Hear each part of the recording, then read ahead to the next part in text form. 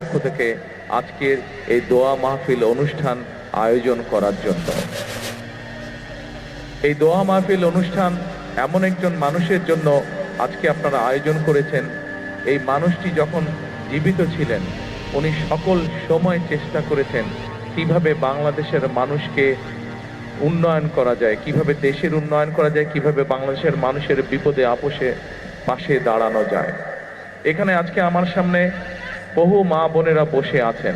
আপনাদের নিশ্চয়ই মনে আছে, সবার কম বেশি সকলের মনে আছে, এখানে বহু মুরব্বী উপস্থিত আছেন যে খালেদা জিয়া যখন দেশের দায়িত্বে ছিলেন সেই সময় কিন্তু ওনার সময় প্রথম মা বোনদের শিক্ষা ব্যবস্থা ক্লাস 1 থেকে ইন্টারমিডিয়েট পর্যন্ত মা বোনদের শিক্ষা ব্যবস্থা বিনামূল্যে করা হয়েছিল। মনে আছে আপনাদের মা বোনেরা? মনে উপকার হয়।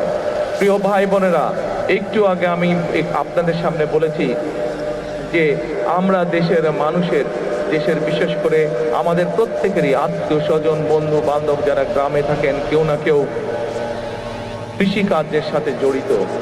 আমরা এই কৃষকদেরকে সহযোগিতা করার জন্য আল্লাহ তাআলা যদি আমাদেরকে তৌফিক দেন, আমরা সেই কৃষকদের জন্য কৃষক কার্ড নামে একটি কার্ড দিতে চাই, যার মাধ্যমে তাদের কাছে আমরা কৃষি, সেই দালানের মানুষের সন্তান যেভাবে শিক্ষা ব্যবস্থা পাবে, যেভাবে খেলাধুলা শিখবে, যেভাবে বিদেশি ভাষা বলতে শিখবে, আমরা চাই করাইল বস্তিবাসী যারা আছেন তাদের সন্তানরা একইভাবে বিদেশি ভাষা যাতে শিখতে পারে, তাদের সন্তানরাও যাতে চিকিৎসা পেতে পারে, তাদের সন্তানরাও যাতে একইভাবে ঠিক।